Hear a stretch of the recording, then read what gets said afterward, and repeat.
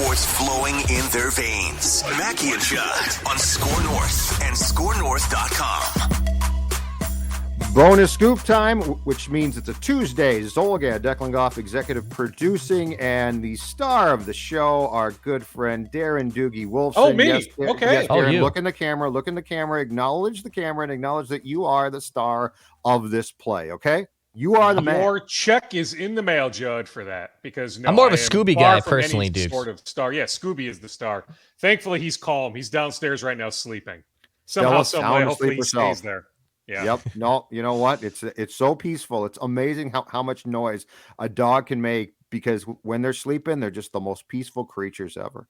And All you right. know what? By the way, the Yeah. male lady, we have a male lady, not a male guy. man. She just dropped off the mail about 10 minutes ago. So no surprise, right? Like, he hears her approaching, he goes nuts. But thankfully, that was 10 minutes in the rearview mirror. So he has Your now mail's gone there back already? downstairs. Yeah. Oh, yeah. Yeah, she's My mail good. comes at like 4. Oh, yeah. Yeah, she's rock solid. Yeah. Wow, that's a Scoops good on the mail lady. person. That's a good mail person. That is yeah. an all-star mail person. All right, sir. Let's start with the Wolves, who played an exhibition game last night against the Pelicans. They beat them at Target Center. I was at the X watching the Wild, but there seemed to be lots of excitement, and I could tell you what'll cause more excitement: any trade speculation currently that is progressing about, yes, the man of the hour, Ben Simmons. I don't know if it's necessarily progressing, Judd, where I can advance the story. The narrative is that Sachin Gupta, now Gupta's been on the job now 12 days. He took over 2 Wednesdays ago officially. He's been on the job 12 days. So no surprise. On the job 12 days, he's done some things, including officially reaching out to Philadelphia to express interest in Ben Simmons. The same hurdles remain, though, Judd. I think where Sachin feels like at least he has a fighter's chance is he is uber creative, right? I mean, we know he created the ESPN trade machine, Right. but he had his fingerprints over some of the transactions going back to his time with Sam Hinkie in Philadelphia, that 76ers front office 5-6 years ago, that he feels like maybe he was handcuffed at times with Gerson. Clearly, we know this much. Sachin and Gerson late, like going back the last 3-ish months, they didn't have the best of relationships. That goes back to Sachin hoping to escape, to go work for the Houston Rockets, Gerson blocking said move. There wasn't a whole lot of dialogue between the two for a few months. So, not to suggest that it was a dictatorship, that Gerson was operating solely in regards to acquiring, trying to acquire Ben Simmons, but I'm not quite sure there was a whole lot of dialogue with Gupta. So I think Sachin Gupta looks at it and says, okay, I'm starting from scratch in many ways.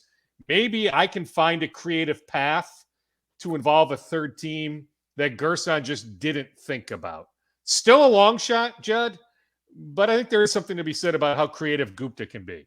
And the clock is ticking here too, right, Dukes? Like at some point in time, the Sixers are going to have more of a problem on their hands if they don't trade him. I got to think that part of the give here is going to be the Sixers saying, we just keep this up of him not being traded.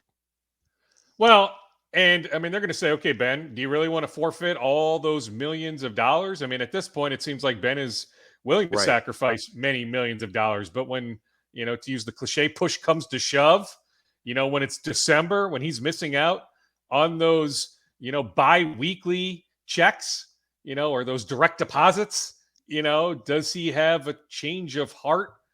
But yeah, certainly, on a daily basis, whether it's Doc Rivers, Joel Embiid, Tobias Harris, go up and down the list. I mean, whoever Philadelphia makes available, they're pretty much, I'm telling you, just about on a daily basis, there's some sort of question related to Ben. It clearly is a distraction. Now, could one argue it's also a distraction here? Like, and I had some fans go at me for asking the questions, but to me, it's what a lot of fans want to hear about. So at Media Day, I asked Malik Beasley, I asked a couple other players, D'Angelo Russell, about the Ben Simmons chatter. And a lot of fans are like, why would you ask them about that? because that's what a lot of people are talking about. And Yes. those are logical names that could be included in a trade. So, yeah, if other reporters don't want to ask, fine, so be it. But I'm going to ask questions that people are thinking about. Enough people are thinking about. So one could argue, is it a distraction with the Wolves? I don't necessarily look at it that way. To me, the distraction is with the Philadelphia 76ers. So that brings up a really intriguing point too, because the one thing is, what would you think that the thought process is as far as potential, and this might sound crazy, but the potential chemistry of this current team, and then trading away guys from this current team to get Simmons, who like, if this was a fantasy basketball trade, you'd be like, absolutely. But what do you think the concern might be? Because I don't know if it's a tight knit team, but there certainly are guys who are close on this club. If you were to make that trade, do you think that will factor into Gupta's thinking at all? Well, I mean, I think they are tight enough. I mean, a majority of the guys were down in Miami just a few weeks ago having a good time. I mean, if a certain guy or two didn't have a good relationship with the rest of the team, I'm not quite sure he heads down to Miami. Now, Anthony Edwards had some other obligations that week, but trust me, with Anthony's personality, I mean, he gravitates toward a lot of different people, like him and Ricky Rubio. Like from afar, you wouldn't think Anthony Edwards and Ricky Rubio would have this strong bond. They formed a really strong bond last year. My sense, Judd, is if Sachin Gupta can land Ben Simmons and combine Ben with D'Angelo, with Anthony, with Cat, so you're probably giving up, Jaden McDaniels, Malik Beasley, maybe Patrick Beverly, depending on how the money shakes out, maybe multiple first-round picks. I mean, that's the sort of package you need to present. All that being said, yeah, I think Sachin still has interest. I do. Chemistry being, certainly a factor, but he really feels like, hey, Ben has a relationship with Cat. Ben has a relationship with D'Angelo Russell, former high school teammates, that we can make this thing work. And, oh, by the way, this is more me speculating, but it has to be maybe not in the front of his mind, but the back of his mind, where if you're Sachin, you're trying to impress Mark Lowry, Alex Rodriguez, Glenn Taylor. You would love to have the title of president of operations. Right now, his title is vice president.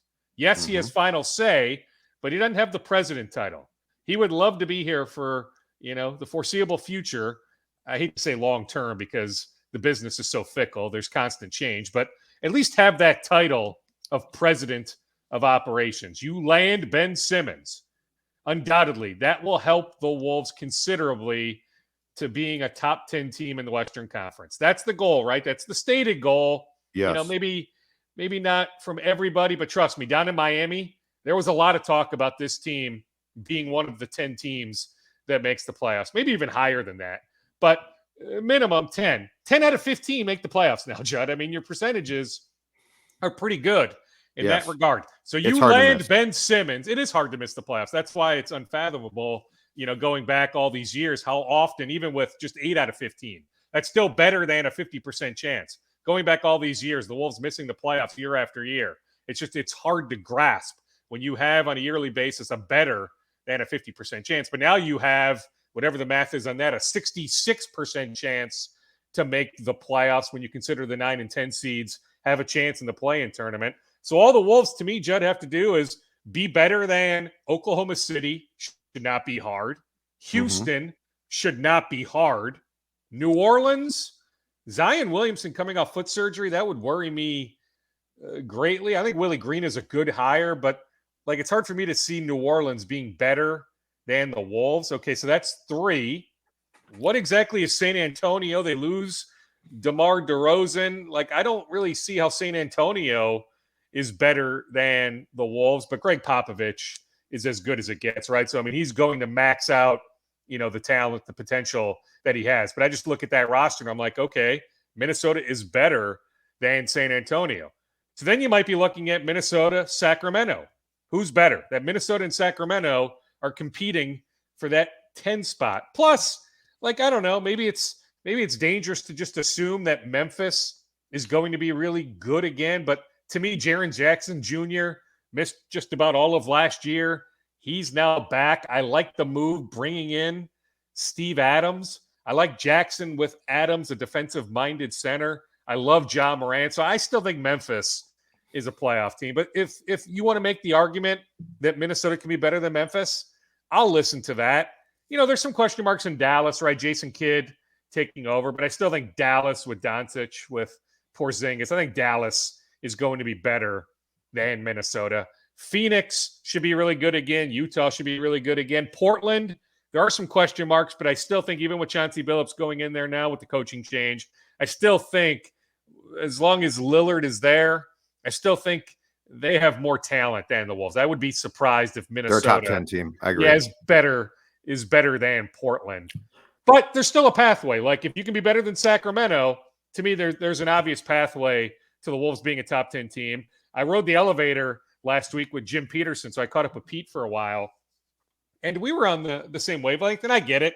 He broadcasts for the team. Heck, he was golfing the other day with D'Angelo Russell. So there's a bias there. I get it.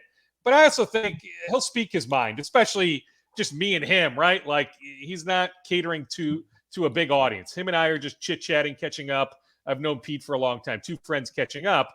We both agreed. It came up. We both agree we would take the over 34.5 wins. I'm not suggesting, Judd, they're going to go way over the Vegas over-under of 34.5 wins. But if they can maintain their health, I think they go over. I think they can get to 37, 38, 39, maybe even 40 wins. But they need to stay healthy. Look at the Phoenix Suns last year. Yes, Chris Paul was the ultimate difference maker. But look at how healthy Phoenix was last year. You can't convince me otherwise that Phoenix was able to be that good. Phoenix was going to be a top 8 team.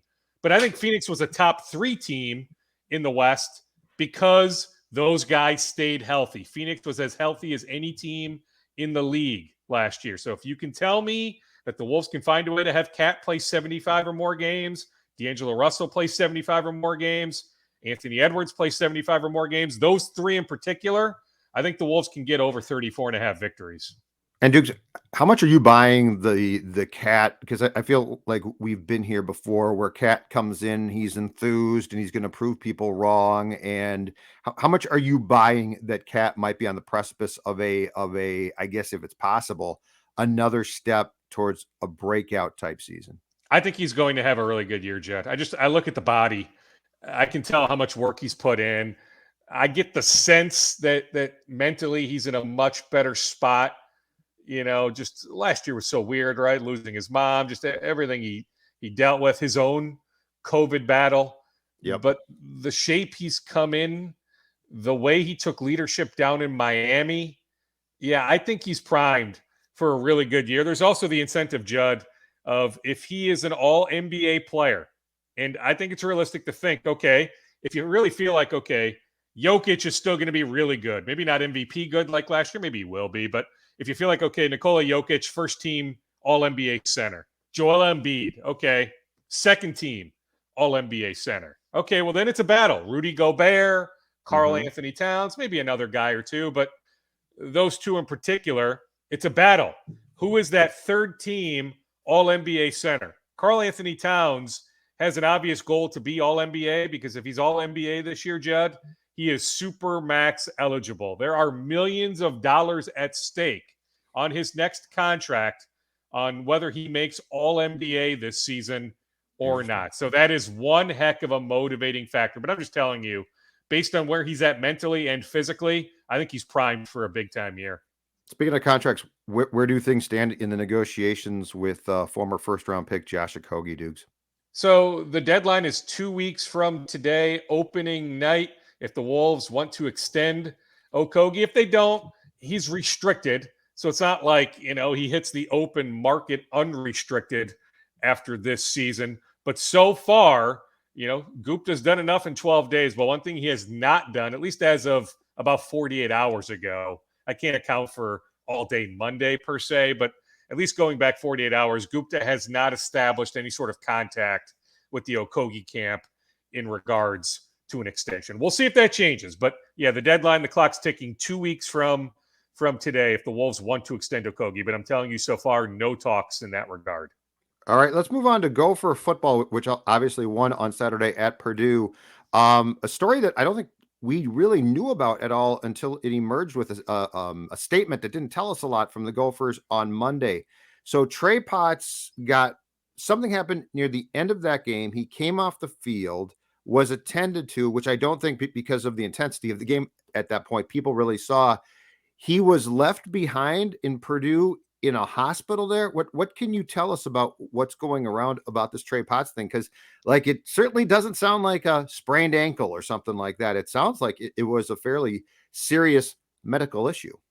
Very serious, Judd. Yeah, very, very serious medical issue. When Mark Coyle, director of athletics, Yeah. the team doctor, the head trainer, they all stayed with him in Indiana. And as of yesterday afternoon, he was still, there in Indiana receiving medical attention. I tried to chase an update, seeing if there's a plan when Trey Potts can come back here to Minnesota. In fact, I just got a text message. Let me see if this is it.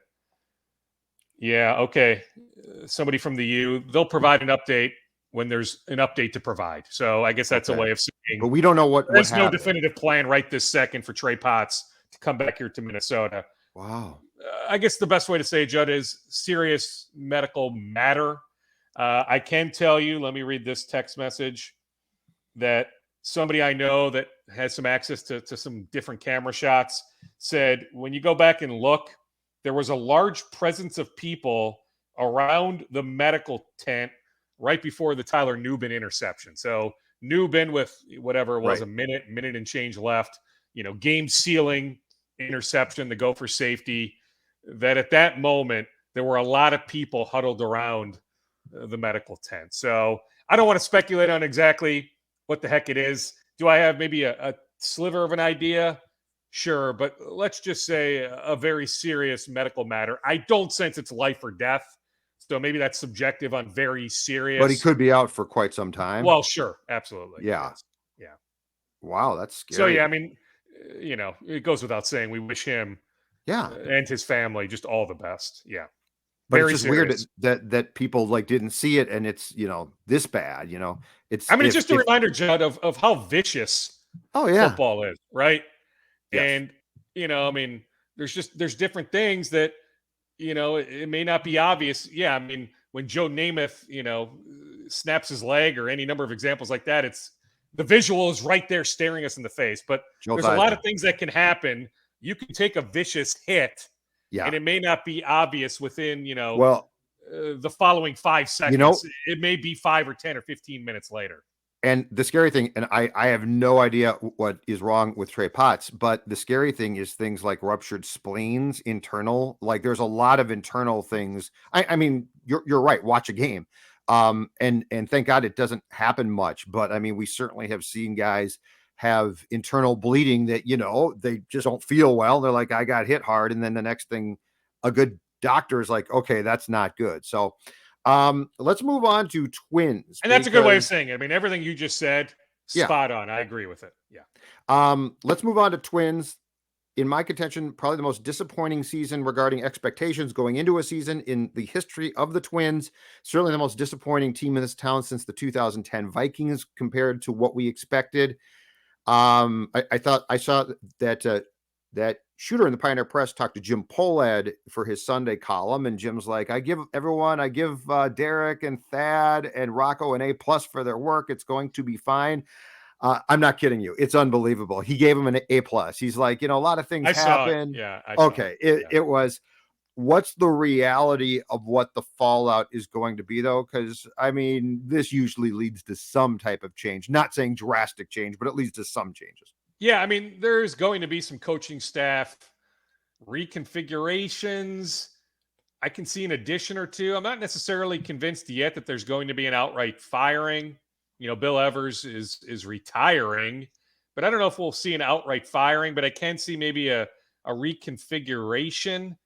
I'll tell you this much. There is an internal sense that Rocco, and I mean, I think it's pretty clear, but that he misses Derek Shelton and James Rowson a lot. Right. Well, and I don't think we talk about that enough. And that can't be like he needs a bench. That can't be a good one. Yes. And so that is a big point of emphasis. You're right. I mean, we can't undersell the impact of Mike Bell dying. I mean, they thought at one point he'd be okay. His age, that just the shape he was in, that brutal. that he'd be able to overcome and get back at some point this year. So yeah, certainly his death back in spring training impacted them a ton. But I'm just telling you, there's a few people that have brought up missing Shelton, missing Rousen, and I just don't think we talk about that enough. And Shelton's not what I've read from Pittsburgh is while they are very disappointing, Shelton's not in trouble yet, but I wouldn't be surprised if he gets blown out here at some point in time. I wouldn't be shocked to see him come back because he and Rocco were tight. I mean, they were thick as thieves. And the thing that I think we can say with full confidence is that 2021 taught us this. Among Rocco's strengths, one of them is not X's and O's game management. Agree. I mean, he just flat out struggled with it. Now, when you look at lineup construction, like two big things in that regard, the X's and O's, lineup construction, bullpen management. Yep. Lineup construction, like that's not him. I mean, it's something. No, I'm saying in game, dude. But in game, yes. Changes. But I'm just saying in game. To me, as I evaluate a manager, two big ones are lineup construction, bullpen management. Well, lineup construction, clearly that's done pregame. There's a lot of cooks in that kitchen. Let's put it that way. That's not Rocco on an island by himself making that lineup. On bullpen management, yes, 100%. Well, there's no doubt about it. And dude, beyond that though, I'm saying the nuances in game. TK was a bleeping master, and Molly was fantastic. Like he had a memory where if you were like, Paul, there were 2 strikes in the 7th on this guy, and there was a man on second. What happened there? He'd be like, well, the guy on second didn't take his lead. Or I mean, it would be incredible. Rocco lacks that completely.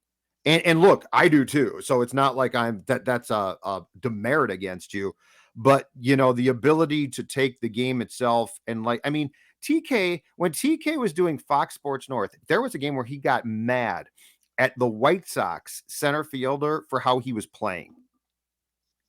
Like he's seeing stuff that's Harvard level baseball. I guarantee you, Rocco, don't see that. No, he doesn't. Now, maybe eventually he does. He's still young enough where that savant-like nature could eventually, hit him. But yeah, Molly and TK, in a different stratosphere compared to Rocco in that regard. You also look at the roster, like they don't really have guys that can steal bases outside of Buck. There's not a lot of guys that you're going to, give the green light. Okay, go steal, hit and run. There's a lot of swing and miss with the lineup, a few guys for sure. But like how often can you execute hit and runs? How many guys would you trust to lay down a bunt? It's a select few. Certainly Polanco's got that ability. I'm not saying they don't have anybody, but I do think there are some lineup deficiencies. But that being said, yes, Rocco, and I'm telling you, Jeff, to really monitor. Maybe they reconfigure some stuff, hitting coach wise, tinker here and there, maybe add a pitching coach with a different title. They can add some coaches. There's some teams that have like 13 or 14 coaches now. The Twins don't have that. So they may add a body or two with a fancy title, but certainly that bench coach role, that right-hand man, that is going to be the key hire when it comes to Rocco's staff. Pitching wise, I could see Jeremy Hefner returning from the Mets because Rojas got blown out yesterday. And my guess is that they're going to bring in a new pitching coach staff, Dukes. Well, they would be nuts because he's under contract. I know that. They have an option on his contract for 2022. If the Mets are smart, they're keeping Jeremy Hefner. They would be idiotic to let him go. It's the Mets, Dukes. I know it is. And so, they're as dysfunctional as any professional sports organization. No, I understand that. But with them having contractual control, if anybody in that front office has a sliver of brain power, they're going to realize we have him under contract. Let's keep him.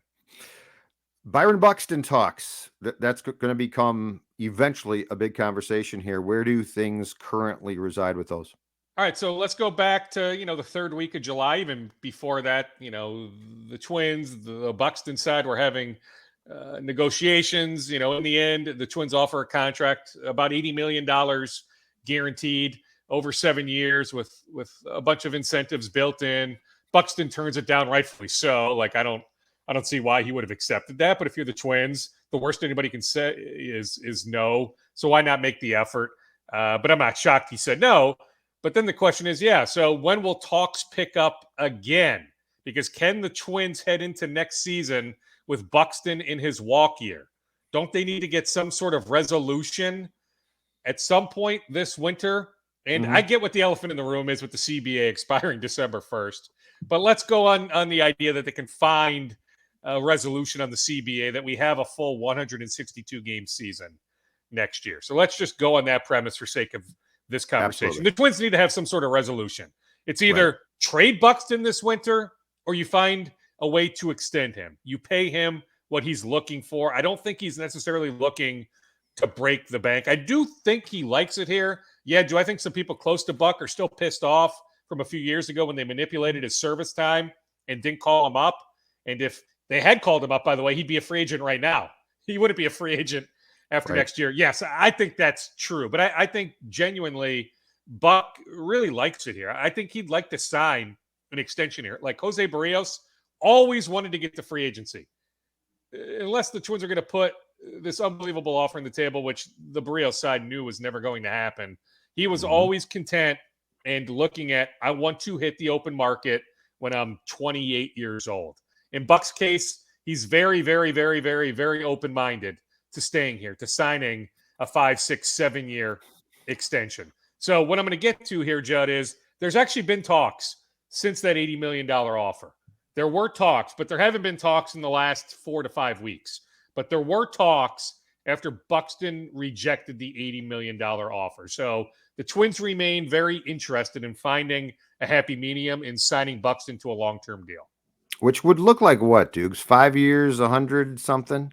Well, I mean, I've brought this name up before, but it's been a few months. I mean, look at what Toronto gave George Springer. What was it, 6 years, 150? Yeah, I mean, good comp. Yep. Buck is younger. Buck is a better player. I just don't know how you take less than that, but maybe for the long-term security, maybe you can get him to sign for less than that. But if I'm the Buxton camp, I mean, I'm not taking anything less than what Springer got from Toronto. Because all it takes, Judd, is one team, right? There would be one team that would be willing. I firmly believe this. There would be one team. If Buxton hits the open market, now I actually think they're going to find a way to get it done. I think he's going to end up signing an extension. So let me go on the record with that. Declan, write that down, whatever. I think they find a way. I can't tell you the date, but I think they find a way. I think Buxton ends up signing an extension here. But let's just say he got to the open market December of 2022. Judd, all it takes is one team. Yes. I'm firmly convinced one team, whoever that would be, the Yankees, whomever, the Mets, somebody would give him that George Springer contract, if not more. I think you're exactly right. Vikings. So here's the dilemma there. And it's not really being reported on a ton, but it's juicy. Zimmer comes out yesterday at his press conference and says, I fully expect Anthony Barr is going to play on Sunday. Now, keep in mind, this is a guy, and I don't blame him one bit, but ordinarily won't tell you it's Monday. Like if you ask about guys playing, he's like, I don't know. And that's the game. It's very telling if you read between the lines of a head coach coming out on Monday before a Sunday game and saying a guy who hasn't played since week 2 of 2020 is going to play. And the Anthony Barr thing is very intriguing because I talked to people who really thought that he, at the very latest, was going to play in this past game against Cleveland. What are you hearing about what's going on there? Because I think there's far more turbulence than what we're reporting on or talking about. I agree on that front. I think Mike Zimmer's words on Monday, Anthony Barr expected to play Sunday against Detroit. That's great. Us media fans, wrapping our arms around those words. Those words were for an audience of one. Anthony Barr. Yeah, that was right. That was a direct message. Anthony, you're playing on Sunday. Judd, the Vikings. I've been saying this for a few weeks, but they didn't put him on injured reserve for a reason. They really thought he'd be back at worst week 3, the Seattle game. But they thought he'd be ready for the Arizona game, that they thought they'd have him against Kyler Murray.